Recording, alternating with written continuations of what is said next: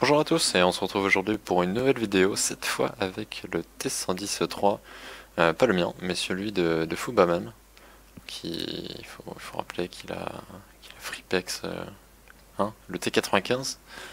Moi j'en suis pas encore arrivé là. Euh, il me semble que c'est sa deuxième game avec le T110-3. Donc on va voir un peu. J'ai pas vu le replay, donc je sais pas trop à quoi Enfin, si j'ai vu les résultats de bataille, donc je sais à quoi m'attendre. Mais j'ai pas vu le déroulement de la bataille en tout cas. Donc c'est sur Lakeville. Donc, plutôt une bonne map. Il est tranquille, il n'y a pas d'arty. Donc ça c'est bon. C'est un peu le seul point faible du E3 quand même. Ça va être les arties comme un peu tous les TD. Il décide d'aller au milieu, why not. Après il aura pas des masses de spots. C'est pas le 432 ou le 1390 qui va lui faire du spot. Peut-être le T49 mais pas sûr. Là il peut caler un petit shot sur le Yaru s'il s'avance. À mon avis, il est spot, non? Non, il est pas spot. Avec Panzer, non, il va pas avoir d'angle. Bon, toute la team, en tout cas quasiment toute la team va en ville. Il y a juste un E3, E5 qui est parti en 1-2. Bon, c'est pas trop mal, hein. Je préfère qu'il y ait tout le monde en ville que toute la team en 1-2. C'est un peu bon, le piège à rat. Même si là, j'ai envie de dire, il n'y a pas beaucoup de. Il y a pas du tout d'arty, donc aller en 1-2 ça peut être intéressant. Après, je suis pas convaincu je suis pas convaincu que ce soit l'endroit où il faut aller quoi. C'est la méta, on va dire de base sur cette map, c'est les lourds med. Vous cherchez pas à comprendre, vous allez en ville, sauf si vraiment vous avez un désavantage. Là, ils ont clairement l'avantage des heavy. Euh, En face, ils ont plus de TD, donc il y a de fortes chances qu'ils campent. D'ailleurs, ils campent. On voit que le FV 183 a été spot, Jack Tiger, et il y a quoi d'autre? Jag 100 et peut-être VT aussi. Le VT 100 aussi a été spot. Donc tous les TD tier 10 ont été spot en base. Donc là clairement ils peuvent pousser allègrement en ville. Et c'est d'ailleurs ce que je ferais à leur place. Et sinon au niveau des Karak, le E3 a du coup 295 de peiné. Une AP de base hein, avec 750 d'alpha moyen. Bon là on va quand même le dire, mais la gold a 375 de PD, bon ça percer absolument tout, mais l'intérêt principal de la gold c'est que c'est de la PCR et ça peut être assez intéressant, c'est pour moi la meilleure munition qui existe dans le jeu, euh, même si elle va avoir tendance à bouncer des fois sur les blindages un peu inclinés, mais c'est vraiment le meilleur obus, la hit c'est vraiment de la saloperie quoi, ça bounce sur les blindages espacés, les chenilles, etc. Donc c'est pas terrible. Fuba du coup a décidé d'aller en 1-2, why not, ça se tient honnêtement. Après il risque d'avoir pas mal de monde en face de lui. Il a quand même, ouais, comme je disais tout à l'heure, le Jack Tiger et le FV183. Ah. Ah, dommage, le tir il est vraiment pas passé à grand chose quoi. S'il l'avait mis, ça aurait été assez magnifique quoi. On peut remarquer aussi que l'emport d'obus est pas énorme quoi, c'est quoi, il en a tiré à 2 non? Si je me trompe pas, je suis pas sûr. Donc 26, ouais, ça me paraît bizarre, 26 obus. Ouais, why not. Ça doit être ça, non, ces eaux-là, 26 ou 25. J'aurais dit 25 ou. Bon, bref. Donc c'est pas énorme, c'est pas énorme. Après, bon, il faut quand même les tirer tous les obus. C'est pas joué d'avance. Bon, on voit pas trop les détails des PV. Moi, je vois que la team a 4000 PV de retard, mais est-ce que c'est vraiment représentatif? Parce qu'on n'a pas trop l'info des PV en ville, donc faut pas trop regarder cette donnée. Normalement, il perce la casemate du Yak Tiger et c'est passé. Bon, 772 de dégâts. Ah, sinon, ouais, non, il est assez monstrueux ce char. En tout cas, je suis vraiment impatient de le débloquer. Il me reste pas grand chose à faire sur le T95, enfin, facilement 100 000 XP, mais ça devrait aller assez rapidement. Ah, ce serait bien qu'il sorte le Yak Tiger.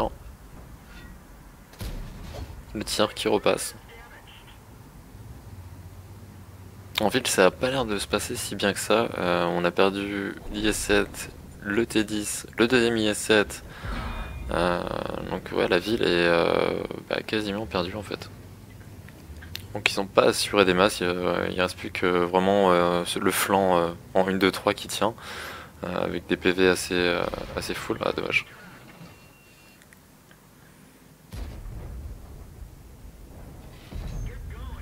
Il n'a pas utilisé son kit, il a raison, il faut mieux garder son kit de repas que de l'utiliser à ce moment-là, ça peut être toujours plus intéressant plus tard.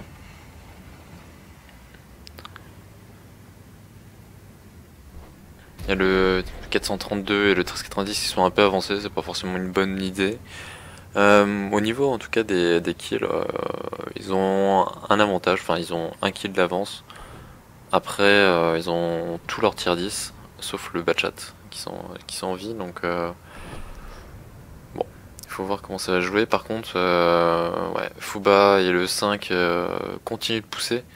Est-ce que c'est une bonne idée ou pas, sachant que qu'ils peuvent se faire cap, après ils ont le temps d'ici là que le 100 et le E5 arrivent. Un bon 800 qui est passé sur le FE183. Donc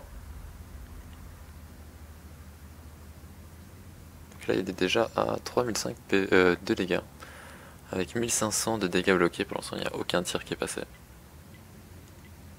Normalement il a le temps d'en remettre une, en tout cas il suffira pas de grand chose à mon avis. Il faudrait qu'il essaye de... Ah dommage. Ouais, la tourelle du EV est assez blindée, il faut espérer qu'il n'ait pas de H. Oula, le tir qui est parti la wax sur le EV. Voilà, ça devrait passer cette fois. Je connais pas le reload exact du E3. Il préload une HE, bon, il a mis un peu de temps parce qu'il avait commencé à load la P. Il fait bien parce qu'il a le T49 ou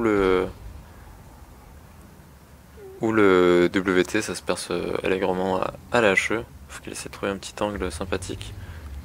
On est toujours full life. Hein. Le petit, je sais pas trop ce que c'est, une coupole. Oh, 1135. Ça fait mal quand même la HE. Il a raison de garder la HE. Dans tous les cas, il peut. Bon, il pourrait se permettre de mettre de l'AP là. Ce serait peut-être plus safe parce que ça peut arriver qu'il y ait un tir troll sur le VT. Bon, le VT est pas très doué. Hein. Pas très doué, il a pour l'instant Boon c'est le tir, il a rien mis, absolument rien. Il bouge pas trop. Voilà, il est en position de down parfait, par contre le sang du coup de tir de la HE. Il a raison, hein, il n'aurait pas pu le percer autrement là. Le Tourello c'est pas vraiment un weak spot sur le 3, en tout cas il est très dur à le percer. Il reste encore le E100 full, 50ème qui est au fond. Il faut espérer que Yak Panzer E100 réussisse à retourner en base pour def.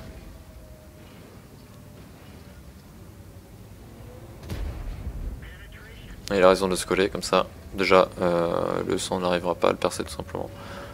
Parce que, bon, de face il y a quelques weak spots, mais ils sont assez durs à choper. Voilà, la tourelle de face devrait passer. Ouais, je pense que ça passe. Ouais. Nickel. Il n'y avait plus qu'un tir et le 100 est sorti.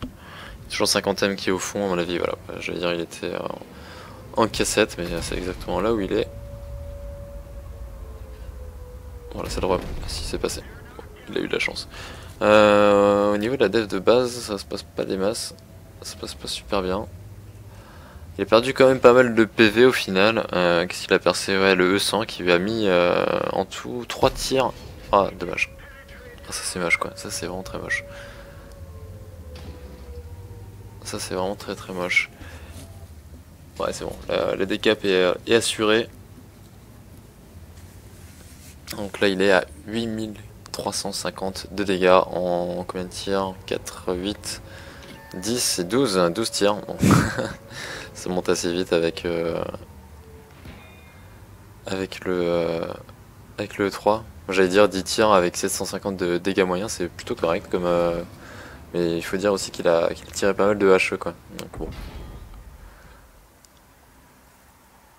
Le 50 qui a quand même mis 179 de dégâts. Ah là je fais quoi, c'est assez impressionnant d'avoir mis autant. Moi personnellement quand je tire sur des sharks. Waouh, encore hein. D'accord.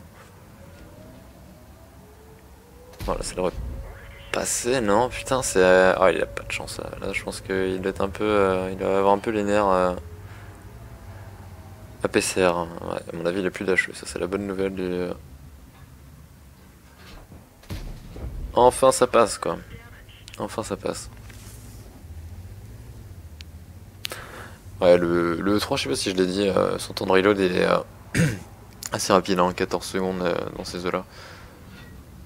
C'est à peu près équivalent à le tir qui est passé.